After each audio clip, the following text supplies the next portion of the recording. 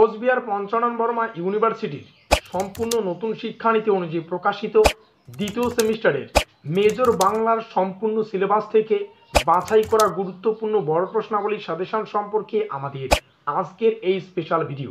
তো যাই হোক, শুরু করছি আমাদের আজকের এই স্পেশাল ভিডিওটি।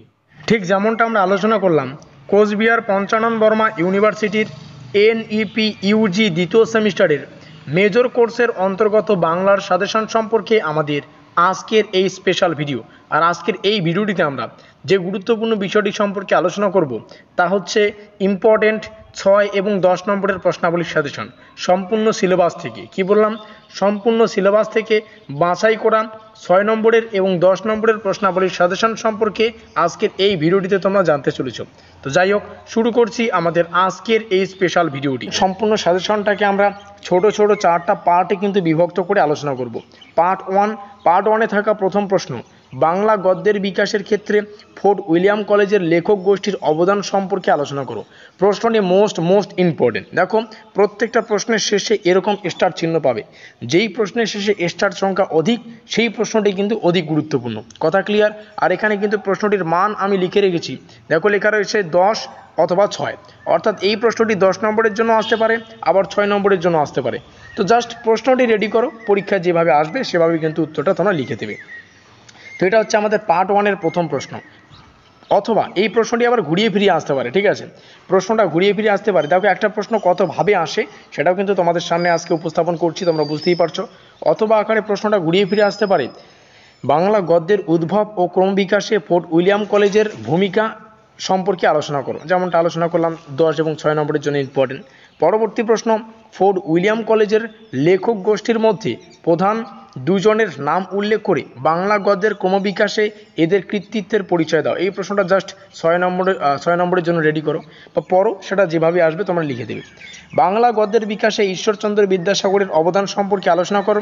এখানে দেখো, এই প্রশ্নটা কিন্তু আবার 3 মার্কের জন্য আসতে পারে। সুতরাং ভিডিওটি শুরুতেই বললাম, যারা জাস্ট প্রশ্নগুলো দেখে স্ক্রিনশট করে তারা কিন্তু অনেক কিছু জিনিস বা অনেক কিছু বিষয় কিন্তু মিস করে যায়। তো এখানে থাকা যে প্রশ্নটা, এই প্রশ্নটা কিন্তু 3 মার্কের জন্য আসতে পারে।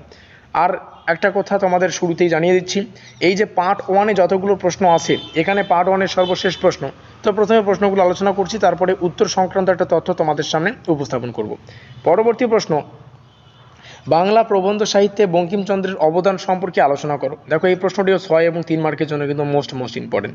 তো এই যে পার্ট ওয়ানটা আমরা আলোচনা করলাম, এখানে যতগুলো প্রশ্ন ছিল, এখানে থাকা প্রত্যেকটা প্রশ্নের উত্তর কিন্তু আমরা অলরেডি আমাদের চ্যানেলে কিন্তু আপলোড করে দিয়েছি, বা উত্তরগুলো কিন্তু আমরা আলোচনা করে ফেলেছি। ওই ভিডিওগুলির লিঙ্ক আমি পরপর ডেসক্রিপশন বক্সে প্রদান করে দেবো, তোমরা চাইলে সেখান থেকে দেখে নিতে পারো। এবার দেখে নিচ্ছি পার্ট 2। এবার থেকে আরও একটা বিষয় কিন্তু ভালো করে কেয়ারফুলি তোমাদের শুনতে হবে।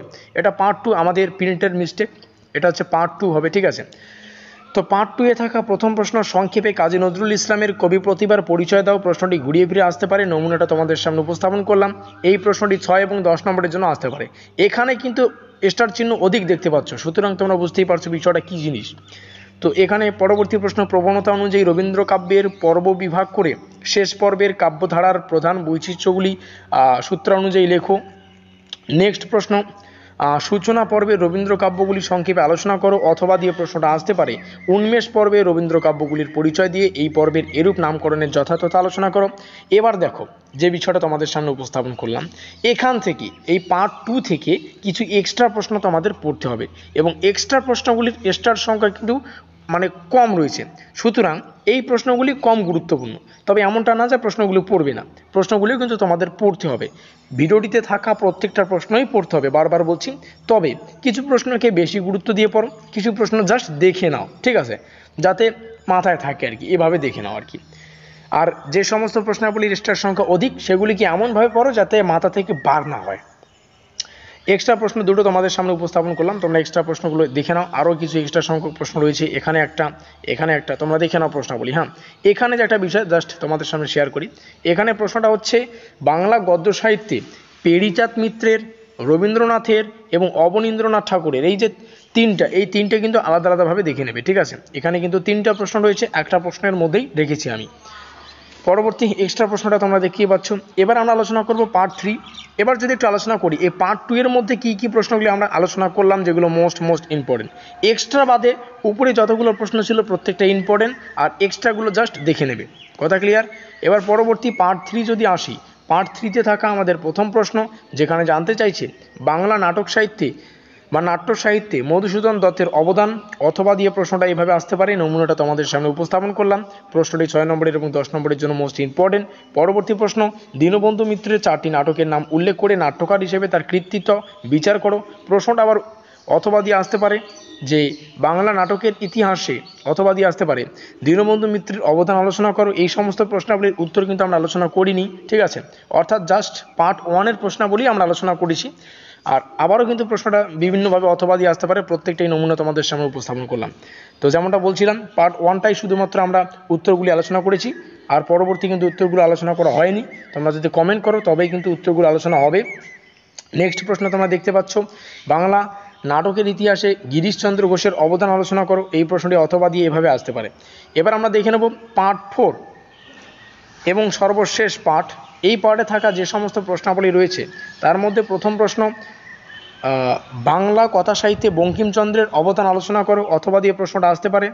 বাংলা কথা সাহিত্যের ইতিহাসে শরৎচন্দ্র চট্টোপাধ্যায়ের স্থান এবং তার গুরুত্ব আলোচনা করো।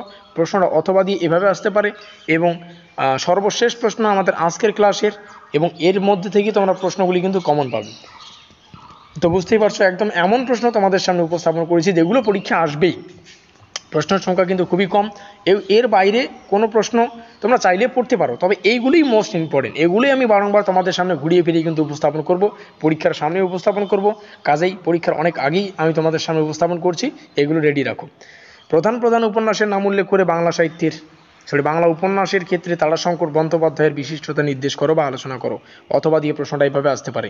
তো এই হচ্ছে আমাদের সম্পূর্ণ আলোচনা। ভিডিওটির শেষে যে বিষয়টা ভালো করে বুঝতে হবে, দেখো ভিডিওটি যদি একটুকু ভালো লেগে থাকে তো অবশ্যই ভিডিওটিকে লাইক করে দিয়ে অবশ্যই বন্ধুদের কাছে শেয়ার করে দিও, যাতে করে এই সাজেশনটা সবার কাছে পৌঁছাতে পারে। কমেন্ট বক্স সবার জন্য খোলা, কমেন্টে তোমরা এটা জানাতে ভুলো না আজকের এই ভিডিওটি তোমরা কোন কোন কলেজ থেকে ওয়াচ করছো। ডেসক্রিপশন বক্স যেমনটা বললাম, আমরা ইতিমধ্যে পার্ট 1-এর যাবতীয় প্রশ্নাবলীর পার্ট 1-এর যাবতীয় বলছি কিন্তু, ঠিক আছে? পার্ট 1-এ যতগুলো প্রশ্ন ছিল প্রত্যেকটার উত্তর আলোচনা করেছি। ডেসক্রিপশন বক্সে লিঙ্ক পাবে।